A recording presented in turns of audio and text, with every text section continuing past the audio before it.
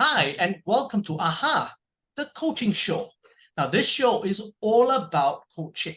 Now, together with our partners, the Malaysian Association of Certified Coaches, Corporate Coach Academy, and Talent Search International, every week we will share insights into coaching and the different aspects of coaching and how we can benefit as individuals and as organizations.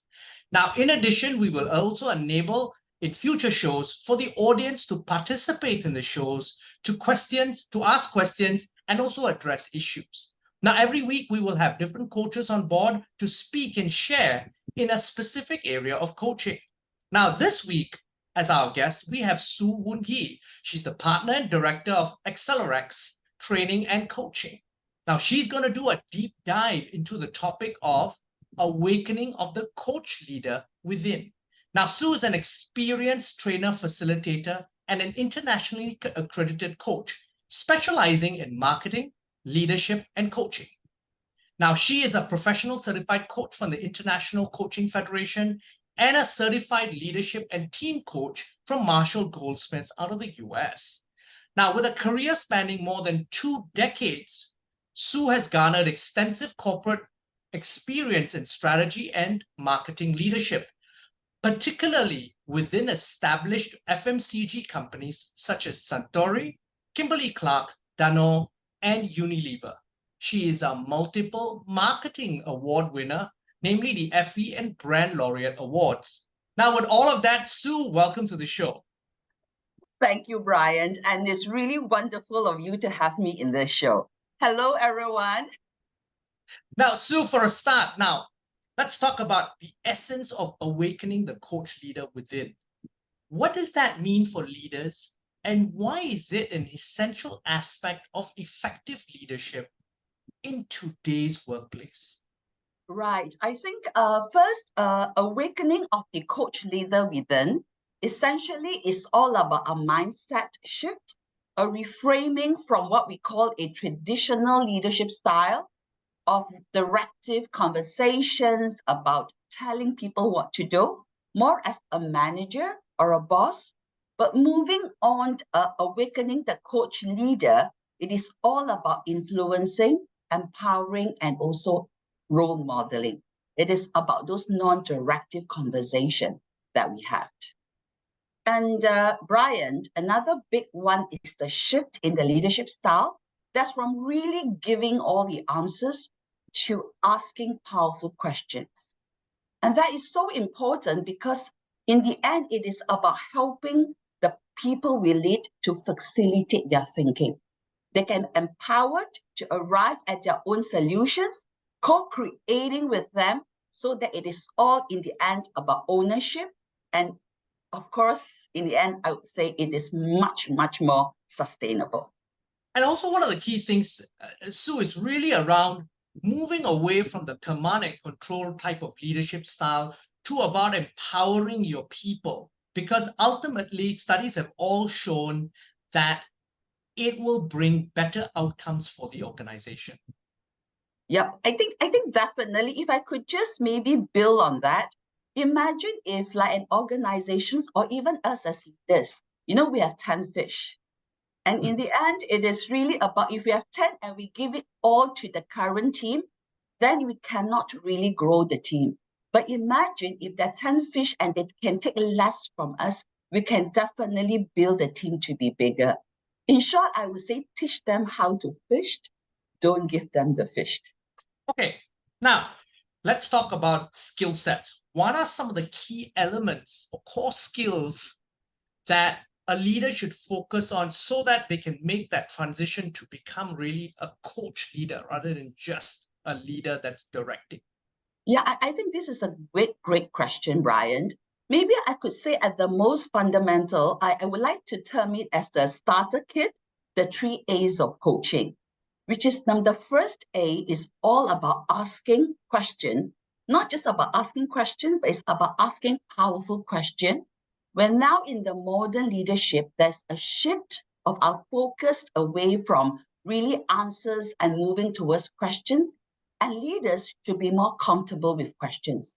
It is a big step and it takes a lot of humility to actually acknowledge that we don't always have the answers.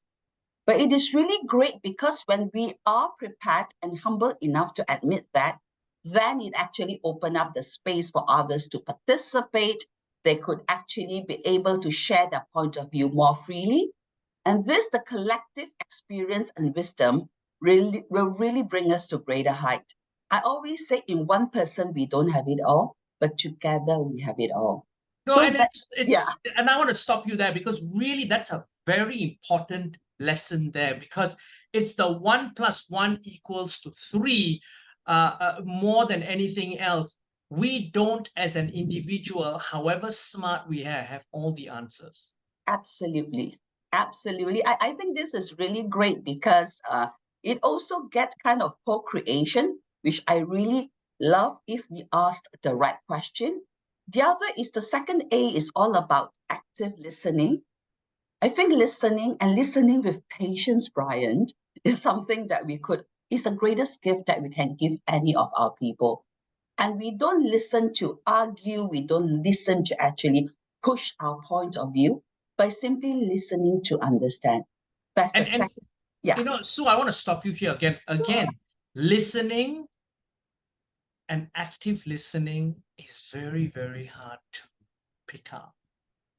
How do you then, as a coach someone to be a better listener?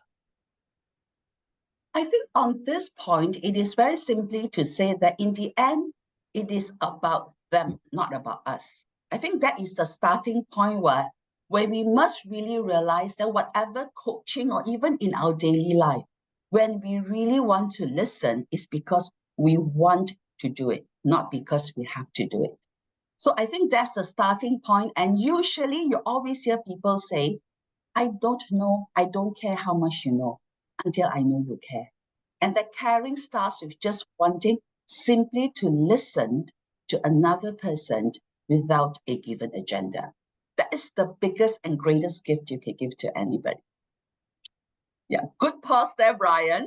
Now, there's another A, right? We have to go through. Yeah, I think the other A to wrap it is about assuming best intention with feedback giving.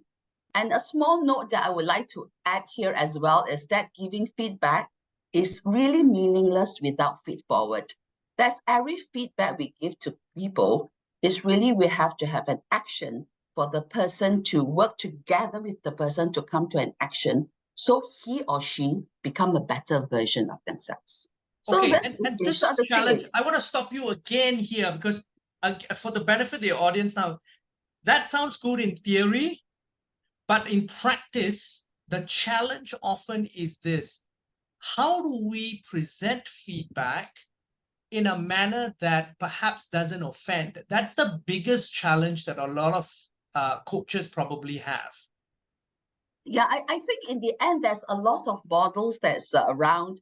A typical would be what we call the SBI model, a situation, behavior, and then the impact, or even in short, a sandwich system. Whatever it is, the first is to have a handle of actually having that feedback, feedback model, a structure. And then in the end, it is really about how you actually dial it up according to situation. And a lot of practice will help because we atypical as Asians, we tend to actually shy away from giving feedback. But a honest feedback, Brian, will go a long way to developing the relationship. Absolutely. And really, that's how that person is going to develop as well moving forward. Now, let's zoom in on something very practical. We've talked about theory in the first half of this conversation.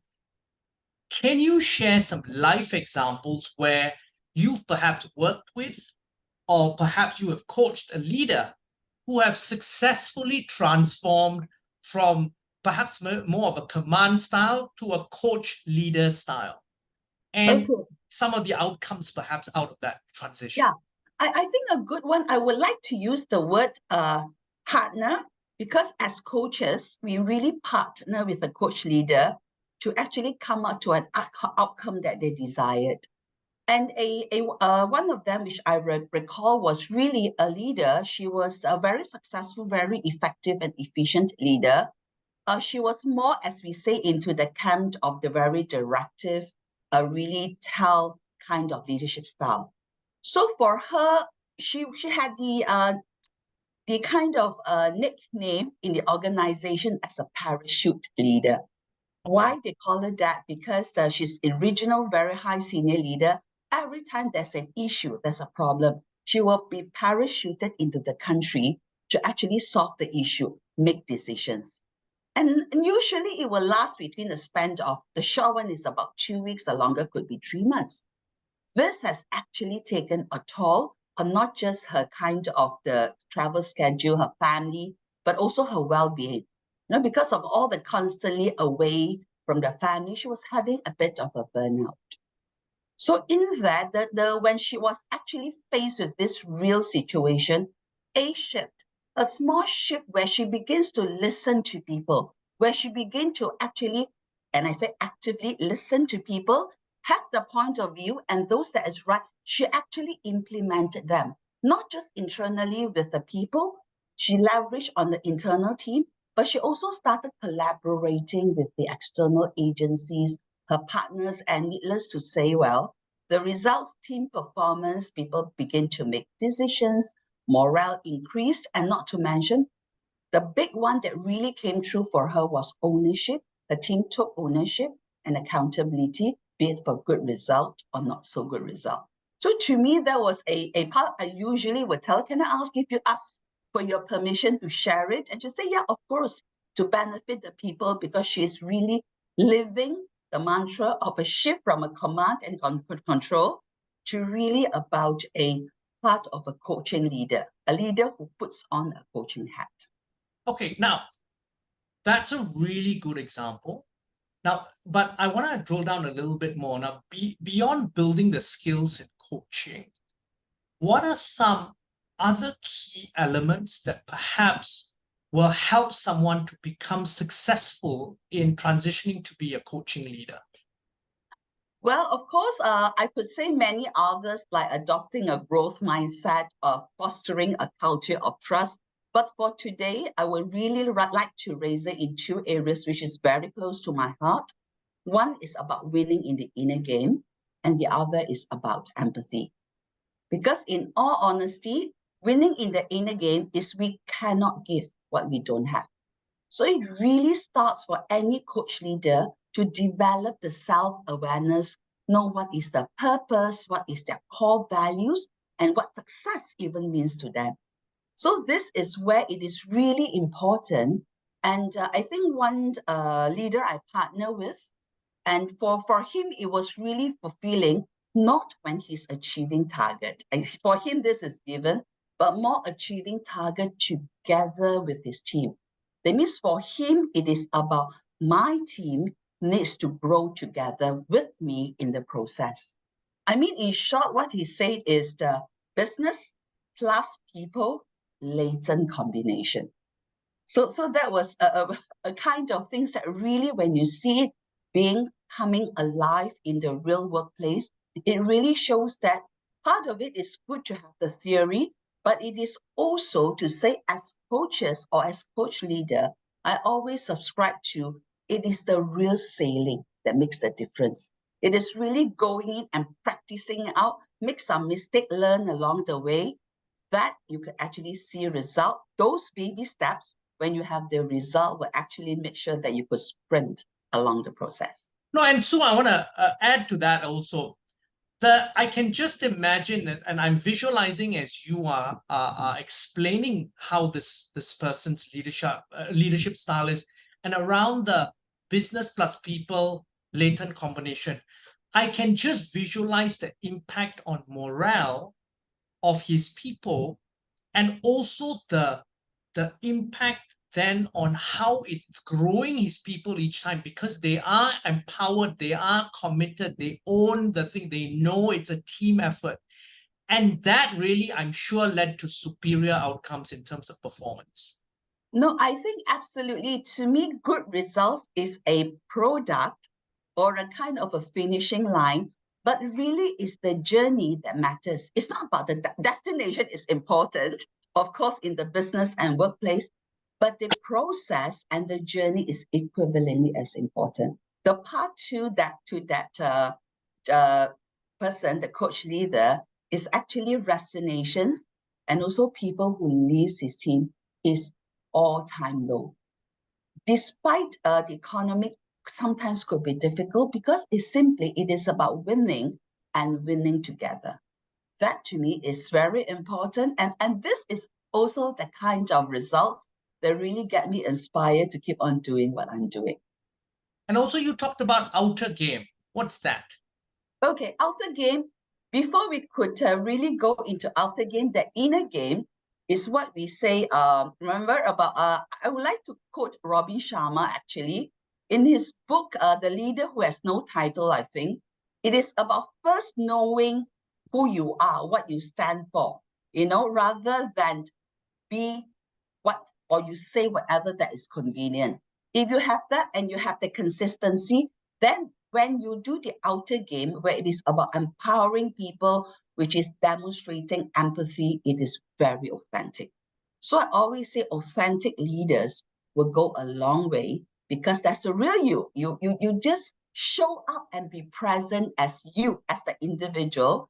If you're a leader who generally is very result driven, you tend to actually work through your people by lending and also sharing your expertise, and your questions and your powerful questions become really, what is the progress you have made?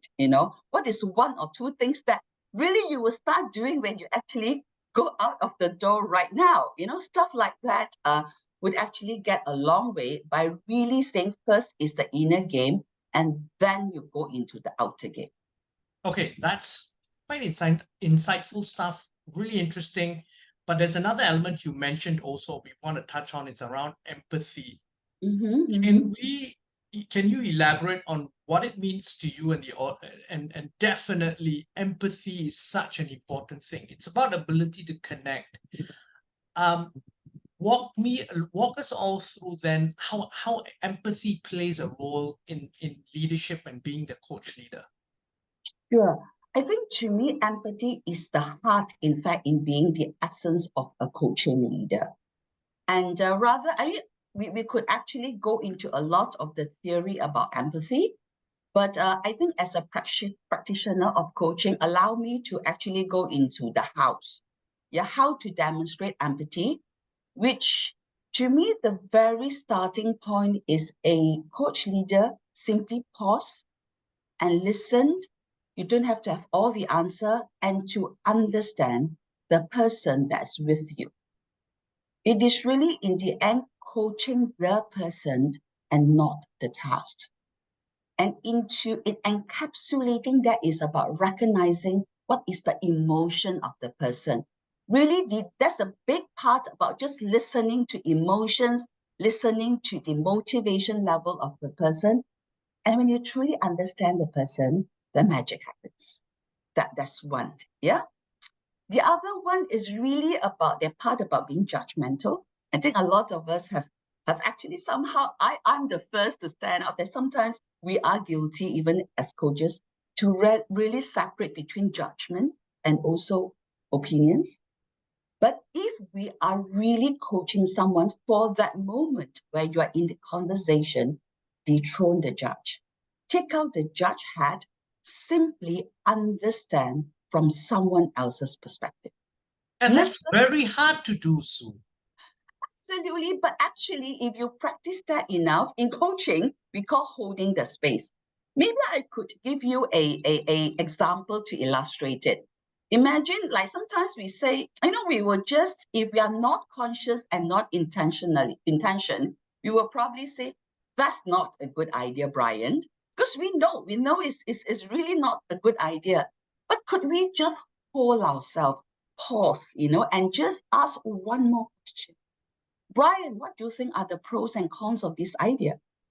And probably just that 5 minutes will make a lot of difference, where you actually will gain the clarity all by yourself. And that is all about ownership. Aha, which is the title of this show. Brian comes up Absolutely. with it, not Sue. Sue is just there to be holding the space for Brian. That's really interesting. Now, Sue, one of the key things that comes with change management, and this is Mhm. really part of it, this is change management of self. When you are changing your leaders, trying to change your leadership style, that comes with challenges. You may have really good intentions, but there's a lot of potential roadblocks when you're trying to shift your mindset to adopt the coach leadership mindset. Could you share some insights into the potential roadblocks that leaders may face and perhaps some of the strategies and steps to overcome them?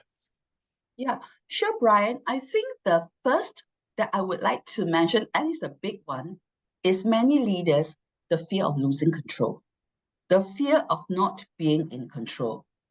And usually on this, I would say that perhaps one of the antidote that works, which I have actually seen it working with coach leader, is about the benefits, that what is in it for me, for that coach leader. You know, what are the benefits that he or she will get if he or she does it correctly? And that will certainly surpass all the drawbacks. The benefits, a case in example would be definitely in the end, it is about the engagement and the commitment from the team. Then really less churn from the team, less resignation. And it's very simple, because when I felt I'm heard, when I felt I'm being valued, and what I say matters, the shift will come.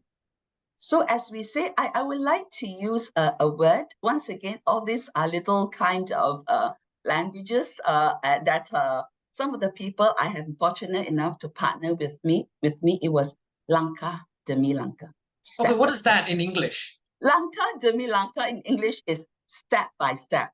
Sometimes it happened in baby steps, and then it actually go into a sprint. The acceleration will come when you actually see success, because with small wins, you actually feel that, aha, it's really working, and then success will build success.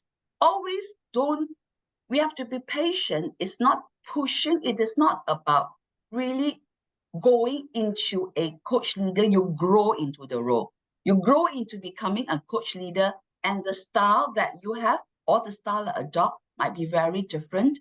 But in the end, the destination and the goal is the same, as that's to make sure that our people grow and we have a thriving organization. Now, given that perspective then that you've just shared, what, before we conclude, um, any parting words or key takeaways you'd like to share with the audience about awakening the coach within? Yep, I think I've actually mentioned that all along, which is something that I am very passionate about, is that coach leadership is not a destination. It is a journey where we have to have the humility to learn, unlearn, relearn, to just be a better version of ourselves.